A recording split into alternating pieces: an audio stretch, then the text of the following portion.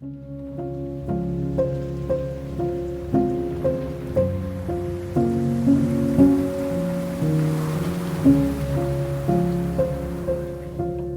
name is Stefanie. I grew up in Brooklyn, New York.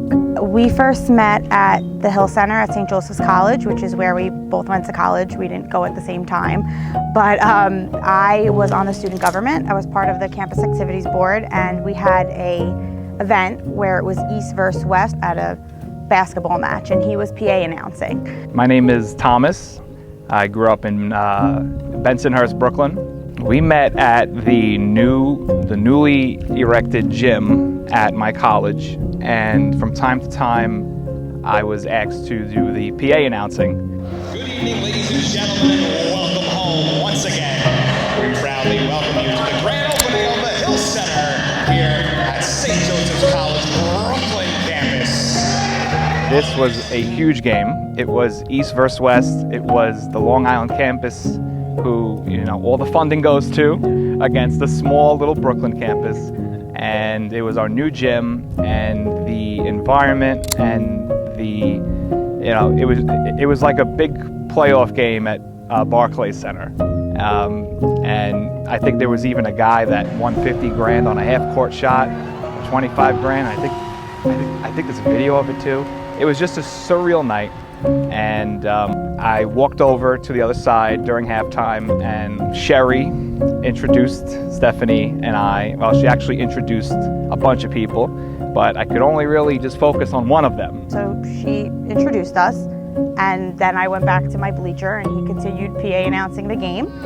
And then my friends who were sitting next to me were saying, "Tommy keeps looking at you from across the room." I said, "I can't see, I don't have my glasses on." And they said, "No, he keeps looking at you, he's staring at you," and I just couldn't see and didn't notice. So after the game, my friends and I went to Ammonia Cafe, a place in Bay Ridge, for dessert, and they went on my phone and they requested Tom on Facebook, on my Facebook account. I didn't even know about it. And then I got home that night and it said, "Tommy Agostino accepted your friend request," and there was a message from it. That night, when I got home, I got a friend request from her.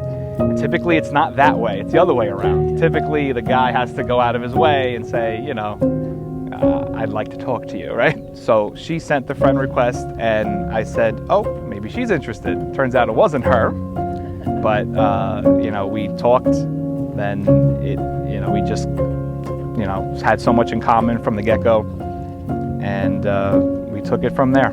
That night we just started talking on Messenger. The next day we went out for coffee, and then we were together like every day ever since. So that's it, we just clicked, yeah.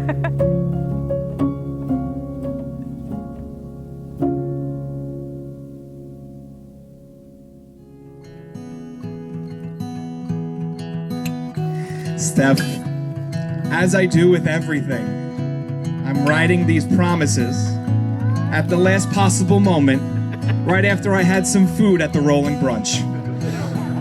One thing, though, that I did not wait to do, however, was introduce myself to you. Day one, nice to meet you.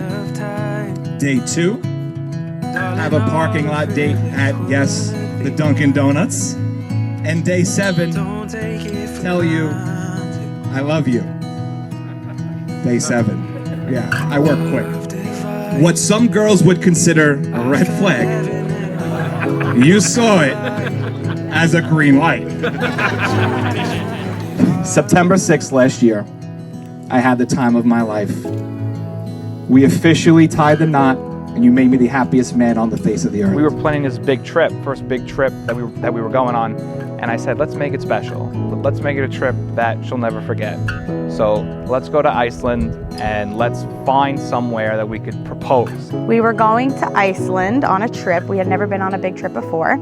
So we went to Iceland, and one day we were in our car that we rented on the way to some waterfall. I found this waterfall, and a lot of people took Instagram photos on it. A couple people had proposed on it.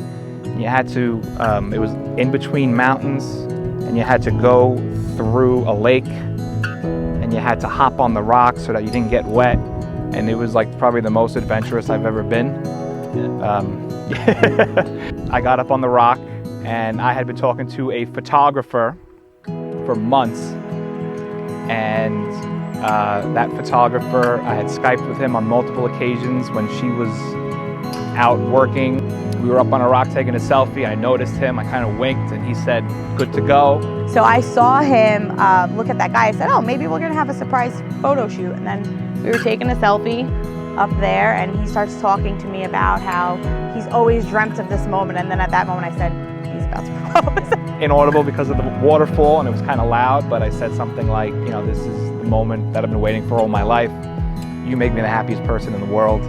He got down on one knee, he proposed. I was totally like, what? I actually didn't respond right away, not because I didn't want to say yes. I was just like shocked at what was happening. I was like frozen.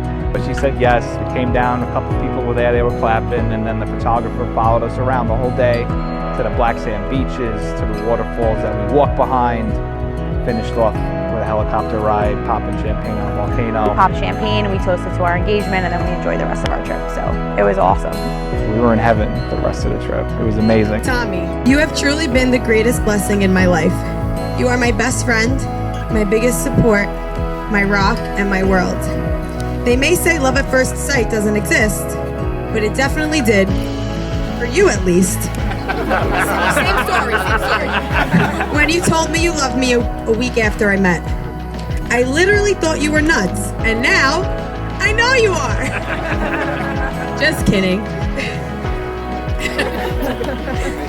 Thinking back to how quickly you knew this day would come, I realize how you always have put 200% of yourself into us. You were never afraid of what anyone would think or say about how quickly it was all happening. You just cared about us. I promise, just as you have, to always put 200% of myself into us. By the joining of hands, the taking of vows, and by the wearing of your wedding rings. It is with pleasure that I conclude this ceremony of renewing the vows of marriage that joined you and bind you as both husband and wife.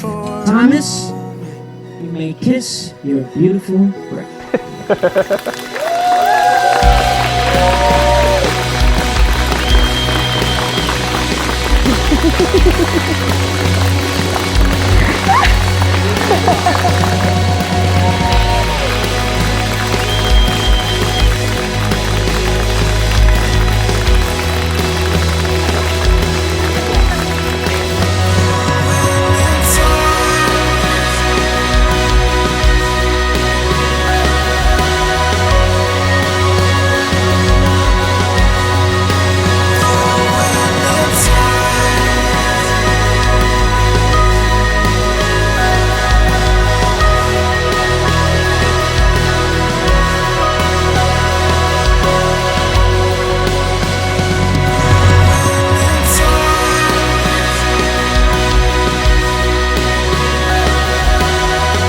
Your love shall be as ever present as those two celestial bodies, even though they are sometimes hidden from one another's sight. Your love will be the guiding force that charts the course of your tomorrows, holds your worlds together in difficult times, and will make life itself shine bolder and brighter than we human beings have a right to dream of.